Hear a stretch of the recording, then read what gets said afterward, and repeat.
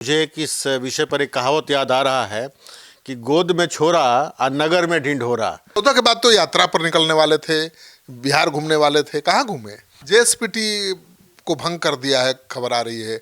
जो भी नौकरी पर रखा था, हजारों नौजवानों को, पढ़े लिखे नौजवानों को, सबकी छुट्टी हो गई है। हजारों बच्चे तो एक झटके में बेरोजगार हो गए। राजनीति हो रही है रोजगार देने के मुद्दे। जैसे कि पारस पत्थर लोहा को छूता है ना तो कुंदन सोना बन जाता है। तो जिस व्यक्ति ने प्रशांत किशोर जी के साथ काम किया ना, उस पर टैग लग जाता है कि इन्होंने प्रशांत किशोर जी के साथ काम किया है। कुछ तो लोग कहेंगे, लोगों का काम है कहना। चुनाव में इतनी करारी हार के बावजूद लोगों का ये फेथ बना हुआ है कि सबसे बड़े रणनीतिकार हैं और शायद वो बंगाल में भी जाएं। लोग तो रोज ही हमें मुद्दे दे रहे हैं, मुद्दे का भाव थोड़े है। लेकिन आप लोग एक्टिव नहीं है, मुद्दा तो है ही। हम लोग पनोरमा ग्रुप, जो सोचता है वो करता है। आपके अपने सपनों का आशियाना।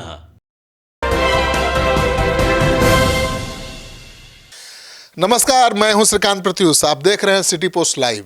सबके जहन में यह सवाल होगा कि भाई प्रशांत किशोर कहाँ हैं? जन सुराज के सूत्रधार प्रशांत किशोर चुनाव के बाद कहीं नजर नहीं आ रहे हैं। अभी उनके पार्टी के नेता पूर्व आईपीएस अधिकारी जेपी सिंह जी हैं, जो कमान संभाले हुए हैं जनसुराज का, और लग रहा है कि हाँ भाई जनसुराज अभी भी एक्टिव है। जनसुराज अभी भी एक्टिव है। सबसे पहले आपको बहुत बहुत धन्यवाद और आपके माध्यम से आपके सभी दर्शकों को मैं प्रणाम करता हूं। मुझे इस विषय पर एक कहावत याद आ रहा है कि गोद में छोरा और नगर में ढिंढोरा। प्रशांत किशोर जी ने जैसा कहा था, 14 तारीख को संक्रांति थी और 14 तारीख की शाम को पटना आ गए हैं। पिछले 15-16 दिन से रोज मीटिंग्स का दौर चल रहा है। तमाम जिलों से 50-100 लोग रोज आ रहे हैं और मीटिंग का दौर चल रहा है। रोज सोशल मीडिया पे पोस्ट आ रहा है, इंटरव्यूज आ रहे हैं, और उसके बाद भी लोग कह रहे हैं कि प्रशांत किशोर जी कहाँ हैं। 14 के बाद तो यात्रा पर निकलने वाले थे, बिहार घूमने वाले थे, कहाँ घूमे? नहीं, देखिए, हमारे यहाँ तो 38 ज़िले हैं और उसके बाद जो हम लोग चुनाव के बाद संगठन को इनएबेंस कर दिया गया था, तो पुनर्रचना की बात चल रही है। तो उसमें कई मीटिंग्स का दौर चल रहा है और यह एक सहमति बनी सीनियर पदाधिकारियों में कि जिला से जो लोग मुख्य रूप से थे सभी राजनीतिक गतिविधियों में, तो उनको बुला के उनका भी राय लिया जाए और उसके बाद फिर आगे बढ़ा जाए। तो जिला से वरिष्ठ पदाधिकारी सब और कार्यकर्ता लोग आ रहे हैं, उनके साथ मशविरा हो रहा है और उसके बाद रणनीति बनाई जा रही है। तो 8 तारीख से प्रशांत किशोर जी का जिले का दौरा शुरू होगा, तो और आप ज़्यादा गतिविधि देखिएगा। जेएसपीटी को भंग कर दिया है, खबर आ रही है। जो भी नौकरी पर रखा था, हजारों नौजवानों को, पढ़े लिखे नौजवानों को, सबकी छुट्टी हो गई है। देखिए, ये तो जैसे चुनाव के समय में तमाम लोग राजनीतिक दल एक्स्ट्रा लोगों को हायर करते हैं ज़रूरत के अनुसार। अब चुनाव बीत गया है, ज़रूरत नहीं है, तो उन लोगों का छटनी होना स्वाभाविक प्रक्रिया है। हजारों बच्चे तो एक झटके में बेरोजगार हो गए। राजनीति हो रही है रोजगार देने के मुद्दे पर। नहीं हुए हैं। आप देखिए ना, जैसे कि पारस पत्थर लोहा को छूता है ना तो कुंदन सोना बन जाता है। तो जिस व्यक्ति ने प्रशांत किशोर जी के साथ काम किया ना, उस पर टैग लग जाता है कि इन्होंने प्रशांत किशोर जी के साथ काम किया है। मैं कई जानता हूं जेएसपीटी के लोगों को, जाके पंजाब में चुनाव होने वाला है, पंजाब में ऑलरेडी जाके काम कर रहे हैं लोग। तो यहाँ से तो लोग सर्टिफाइड होकर जाते हैं कि हमने प्रशांत किशोर के साथ काम किया है। प्रशांत किशोर के बारे में तो यही कहा जा रहा है कि प्रशांत किशोर यहाँ चुनाव हार गए तो बैठेंगे नहीं और जा करके ममता बनर्जी को चुनाव लड़ाएंगे, तो मैंने दूसरे राज्यों में जाकर लड़ाएंगे। देखिए, ऐसा है ना कि कुछ तो लोग कहेंगे, लोगों का काम है कहना बात। लेकिन इंटरेस्टिंग बात यह है कि चुनाव में इतनी करारी हार के बावजूद लोगों का ये फेथ बना हुआ है कि सबसे बड़े रणनीतिकार हैं और शायद वो बंगाल में भी जाएं। वो जाते हैं कि नहीं जाते हैं, वो देखने वाली बात होगी। प्रशांत जी तो पटना बैठे हैं और अपने पार्टी को संगठित करने में लगे हुए हैं, लेकिन लोग ऐसा सोच रहे हैं वो यहीं पे हैं और हम लोग बिहार दौरा पर निकलेंगे। मतलब कोई रूपरेखा तैयार हो गई है कि पार्टी क्या करने वाली है? अगले पंचायत चुनाव भी तो है। अगले 2-3 महीने में पंचायत चुनाव अक्टूबर-नवंबर में होगा, तो हम लोगों का प्रयास है कि अगले 2-3 महीना में जिला स्तर तक हमारा जो संगठन है उसको पुनर्गठित कर लिया जाए। एक बार संगठनात्मक मजबूती हो जाएगी तो नए सिरे से जो भी अभियान है उसको नया प्रारूप दिया जाएगा। लेकिन अब तो आप लोग बैठते होंगे प्रशांत किशोर जी के साथ और खुल करके एकदम दिल खोल के चर्चा होती होगी हार के कारणों पर। सबसे बड़ा 2-3 कारण। देखिए, तमाम इस पर गहन मंथन भी हुआ है। मैं खुद भी चुनाव लड़ा था छपरा से, मेरा अपना विचार भी है। तो 2-3 जो कारण हैं, हम इसको 2 भाग में अगर बांटें, एक्सटर्नल फैक्टर्स और इंटरनल फैक्टर्स। एक्सटर्नल फैक्टर में ये हुआ कि राजद का भय दिखाने में बीजेपी पूरी तरह से सफल हुई, पैन बिहार, कि हमको वोट दो नहीं तो राजद आ जाएगा, इसमें सफल हुई। और दूसरा कि एनडीए ने जो 10,000 रुपये बांटे, उसके बाद आंगनबाड़ी वर्कर्स को, जीविका दीदियों को और पता नहीं मोहल्ला कार्यकर्ताओं को कहाँ से किस रूप में पैसे दिए, पेंशन को बढ़ाया, बिजली माफ़ किया। ये तमाम तरह से जो है वो फ्री जो बीज दिया गया, तो इसका बहुत ज़्यादा प्रभाव पड़ा। दूसरा प्रभाव ये भी है कि बीजेपी का संगठन काफ़ी मजबूत है और उनके फाइनेंशियल पावर भी बहुत मजबूत है। उनके अधिकांश जो उम्मीदवार थे, जो भी उम्मीदवारों को इन्होंने फाइनेंशियल सपोर्ट दिया होगा वो अलग बात है, उनके अधिकांश उम्मीदवार जन सुराज के अधिकांश उम्मीदवार से ज़्यादा अमीर भी थे, सामाजिक रूप से मजबूत भी थे। जन सुराज का ये था कि हम बेस्ट उम्मीदवार देंगे, चाहे हमारा उम्मीदवार गरीब क्यों ना हो। भाई बेस्ट तो आप भी थे, आप आईपीएस अधिकारी हैं, जाने माने चर्चित अधिकारी हैं। आपने नौकरी छोड़ के बीआरएस लेकर के अपने जिला में आए कि उसको सेवा करूंगा। जहां से आप चुनाव लड़े वहां एक तो हीरो थे खेसारी लाल, एक तरफ दूसरे उम्मीदवार थे जिनको कोई नहीं जानता है, और आप थे जिनको इतना अनुभव है, पुलिस की इतनी दिन सेवा की है। सबसे योग्य तो आप ही थे और आपको हार का सामना करना पड़ा।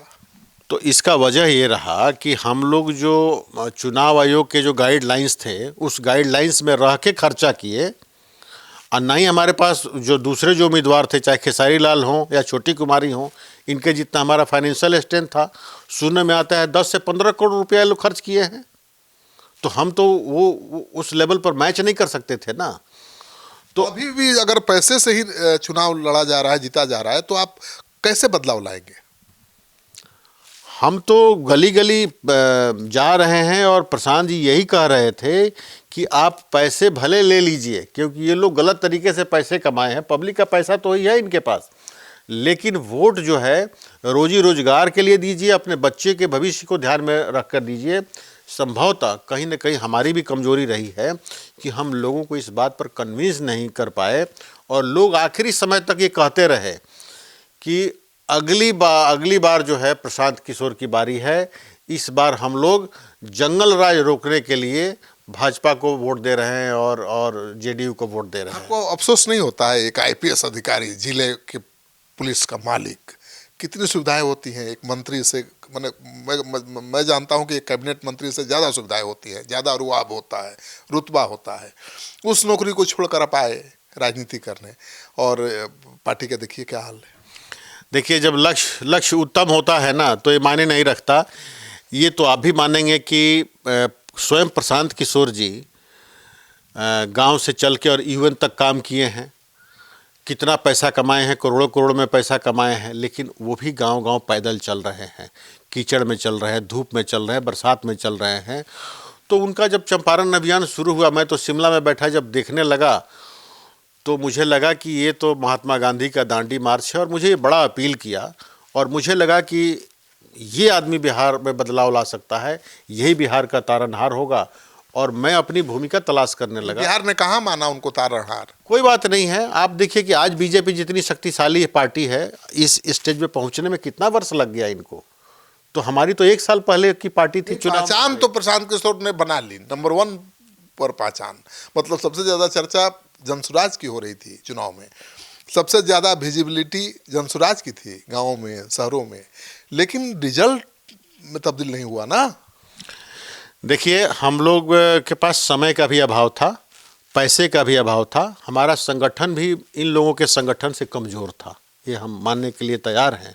कमियां हम लोग में भी रही है। जेएसपीटी का ज़्यादा दबदबा था, स्थानीय नेताओं कार्यकर्ताओं को कोई भाव नहीं दे रहे थे आप लोग, इसलिए भी नुकसान हुआ। देखिए ऐसा है ना कि जब हार होती है तो उसके अनेक कारण होते हैं, जब जीत होती है तो उसके अनेक कारण होते हैं। छोटी छोटी कमियां अनेक लेवल पे थी, उसको आइडेंटिफाई किया जा रहा है और हम लोग सुधार भी कर रहे हैं। लेकिन इस बार हमारे पास टाइम है और हम लोग जिस तरह से संगठन बना रहे हैं, हम डोर डोर तक पहुंचेंगे, हर आदमी के पास पहुंचेंगे, हर आदमी को कन्विंस करेंगे कि हो सकता है कि 10,000 के बदले अगली बार आपको 20,000 रुपया मिल जाए। लेकिन इस बार चूकना नहीं है, क्योंकि इस बार अगर चूकोगे तो बिहार हार जाएगा और बिहार सदा के लिए हार जाएगा। कैसे डोर टू डोर पहुंचेंगे?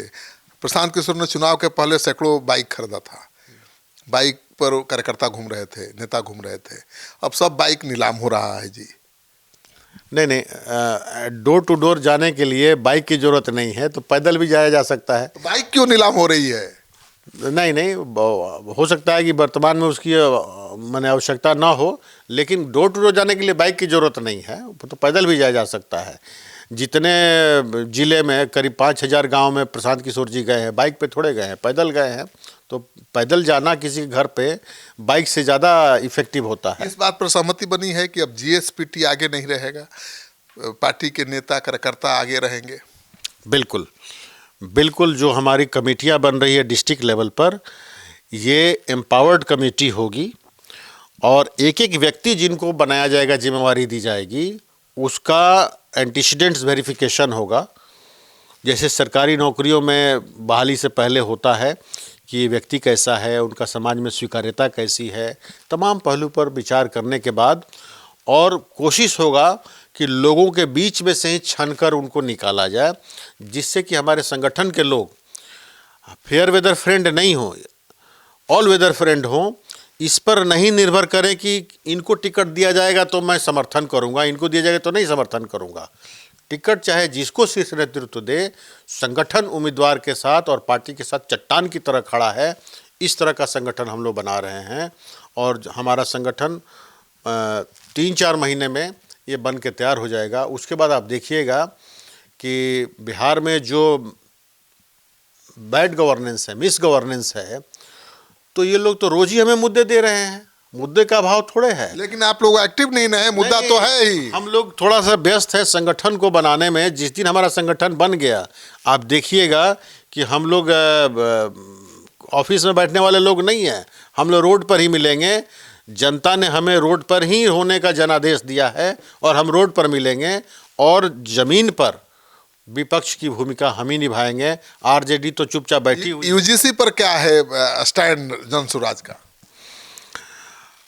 यूजीसी पर तो प्रशांत किशोर जी ने कोई अभी स्पष्ट बात बोला नहीं है और इसी बीच में ये मामला कोर्ट द्वारा जो है इस पर स्टे लग गया है, तो फिलहाल इस पर स्टे लग गया है, इसलिए कुछ कहना अभी भी उचित नहीं है। चलिए, तो अभी यूजीसी पर टाइट लिप्ट हैं सिंह साहब और इन्होंने खुलासा कर दिया है कि प्रशांत किशोर हारे हैं चुनाव जरूर, लेकिन हिम्मत नहीं हारे हैं, पटना में जमे हुए हैं और लगातार पार्टी के नेताओं कार्यकर्ताओं से मिल रहे हैं, संगठन को नए सिरे से खड़ा करने की तैयारी में जुटे हुए हैं और फरवरी से, मतलब 8 फरवरी के बाद वो बिहार के दौरे पर भी निकलने वाले हैं।